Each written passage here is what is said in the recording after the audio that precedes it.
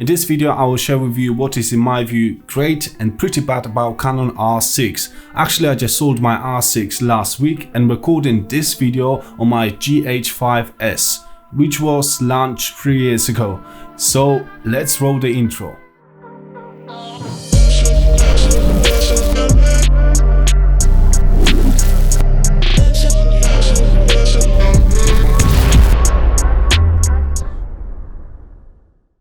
Let's kick off this video with a massive spoiler alert. R6 is great for stills and even for some hybrid camera users, but wouldn't call it a professional video camera.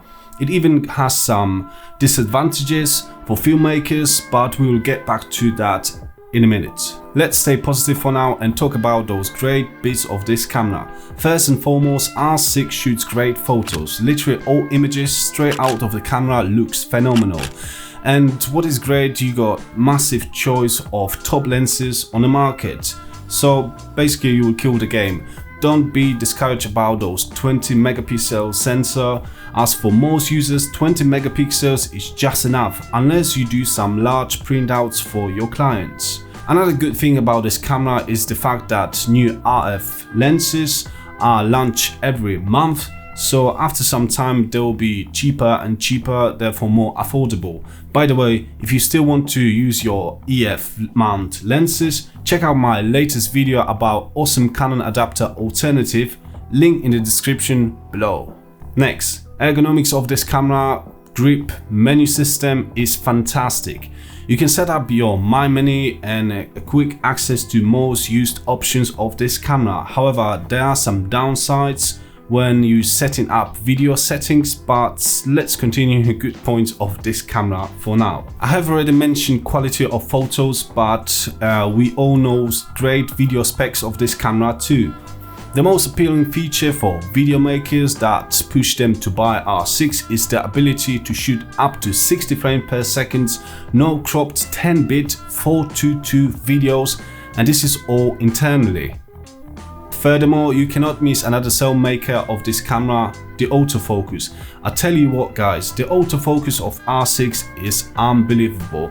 Face and eye tracking even for animals, so you cannot get wrong with this camera if you basically mostly rely on autofocus. In fact, this was one of the main reasons why I have decided to buy this camera.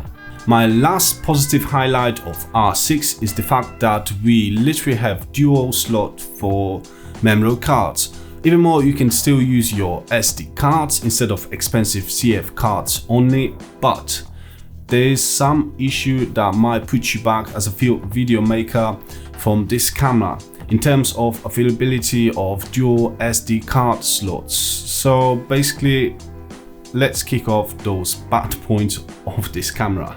Although you can record a backup on another memory card when shooting photos, you cannot do that when recording videos. This kind of confirms that although Canon was announcing the R6 as a great hybrid shooters camera with awesome video capabilities, Canon people never had in their mind to introduce a video first camera.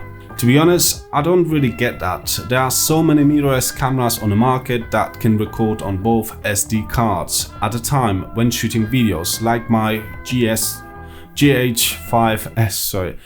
We all know that SD cards are not 100% faultless, and in some circumstances you cannot shoot the same scenes twice. Let's say when shooting videos for your clients.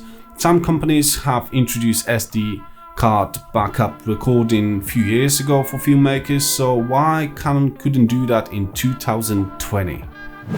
Then, the elephant in the room. Overheating of this camera. Yes, it does exist, and my camera overheated once on a set. Apparently the overheating is the software, not hardware issue, so potentially can be fixed with upcoming firmware updates. However, I just don't like this discomfort in my head that the camera might just simply stop working in a moment when I need to shoot something on a set. So R6 is a no-no for filmmakers that, let's say, shoot documentaries, live events or wedding videos. However, for YouTubers, to be honest, I would say it would be still a fantastic option, given that you need to have in your mind that from time to time you have to switch off your camera. As I have already mentioned in this video, there are some issues when you want to customize the camera buttons for your video settings.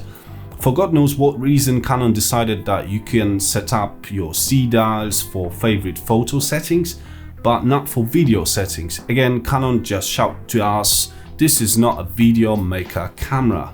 I might be picky here, but the screen and viewfinder of this camera is not great. I'm not using much of the viewfinder, but the quality of it is pretty poor for this class of camera, and the screen is quite small, I have to say. Also, I need to add that I don't like the 30 minutes recording limit. So again, if you want to do like, let's say, live videos with this camera, you might want to think twice before buying it. Also, to be extremely picky, but this is actually bothered me a lot, the custom balance settings when comparing to, let's say, Sony or Panasonic are pretty old style, actually really confusing. So basically, first what you have to do with R6, you have to take a photo, then use it as a sample.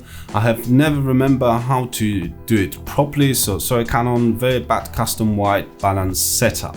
And finally, my biggest issue with this camera, and the main reason why I have decided to sell it, is the C-Log preview on a Mac and codecs used for the video files. Not many people talk about it, but you cannot actually play C-Log files on your Mac unless you know how to do it. And I believe it's the same case for Windows users. The only way how to view recorded files is either on the camera or loading them to your video editing software. This could not be such a massive deal, but good luck with viewing those video files on your software.